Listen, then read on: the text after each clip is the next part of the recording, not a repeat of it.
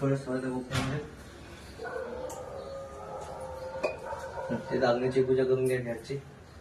कळस सगळं करा फुलीकडे आहे ना. हा त्याची पूजा करून घ्या. ओम अग्निदेवताय नमो नमः. महाजलाय विद्महे अग्निमदनाय धीमहि तन्नो अग्ने प्रचोदयात्. या देवी सर्वभूतेषु अग्निरूपेण संस्थितः. नमः.